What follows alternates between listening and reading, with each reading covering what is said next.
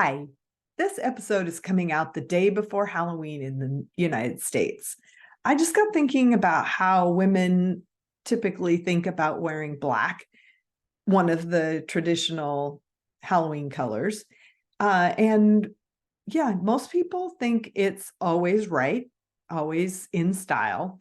And then there's so many women who, on the flip side, with the other Halloween color, orange, say they would never wear it. So in this episode, I'm going to break down 3 dimensions of color and explain them and help you to figure it out for yourself. I remember when I was a kid growing up in the 60s and 70s, I just thought black was really matronly. I had no interest in wearing black. But then all of a sudden in the 80s, it was cool and sophisticated. I even wore black and red together, which always growing up, I thought that looked sort of like a vampire or maybe something worse. So then in the 90s, my hair started to turn frosted, let's say. And I was still in my 20s, and I noticed that black was starting to drain the life out of my face. And yeah, I couldn't have that. I would look in the mirror and yeah, try to figure out what to do about the fact that my hair was like almost 50% gray. I did have it highlighted or streaked for a long time, frosted, but with like blonde streaks. And that actually worked pretty well, but that's not what we're here to talk about. We are here to talk about the 3 dimensions of color from color theory. So the first one and the easiest one for the eye to see is value. Value is how light or dark something is, from white to black or black to white, and all the gradations in between.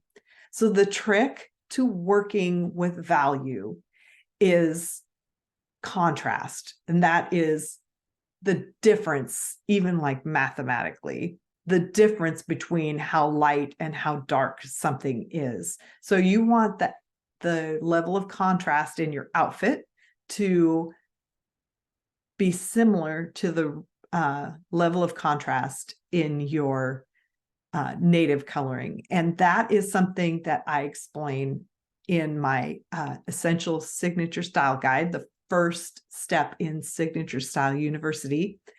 And so if you apply that to black, that means that if all the colors in your native coloring are fairly similar in terms of dark and light, just say your hair is not a lot darker than your skin, then you want to wear black in combination with another dark color, because black is as dark as it gets.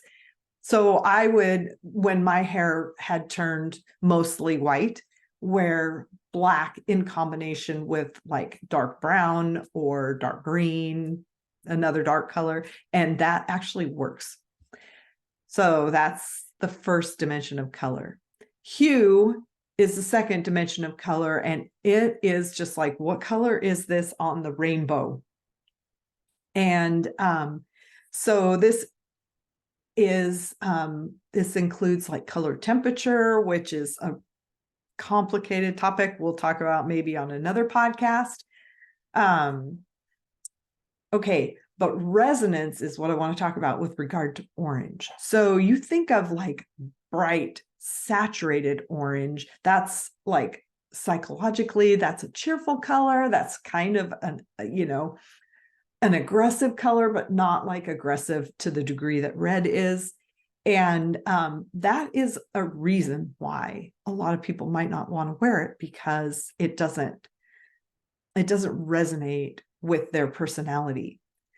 But if you add another a neutral to the orange and tone it down, you get all kinds of different variations, such as coral, peach. By adding white, you can get brown by adding black. And So some people's version of orange is actually brown. So everybody has a version of orange that they can wear, but some people's, if you add black, so if you add black to orange, you get brown. If you added a little bit more gray to that, you'd get taupe. And that is a person who's, pretty soft. That's their version, which leads to the third dimension of color, which is resonance or chroma. Resonance was what I was just talking about a minute ago, where you add a different color to a color.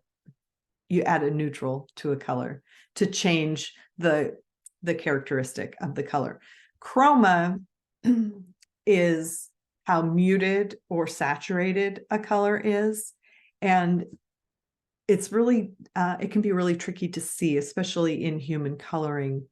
But the way to see that is if you look like you are in the same plane as your clothes.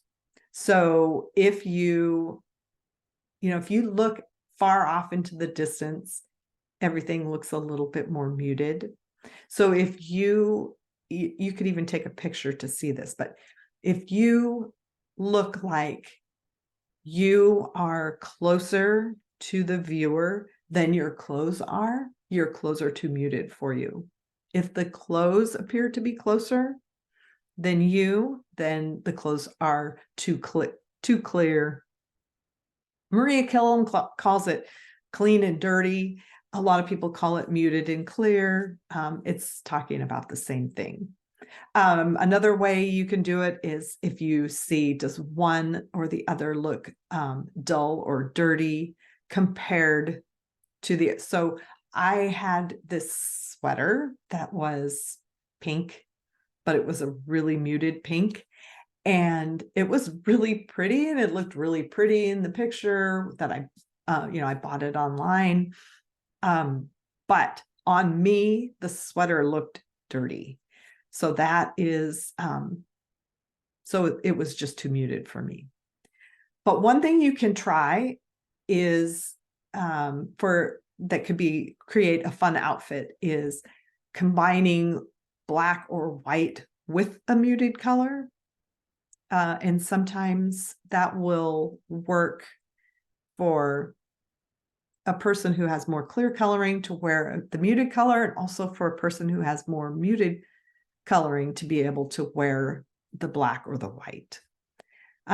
Okay, so if you feel like you could use help with hue and with chroma, especially with resonance, you can, I have a seasonal color palette, which is it's a digital palette where you can get 55 to 60 colors that all harmonize together. And this is really built on resonance.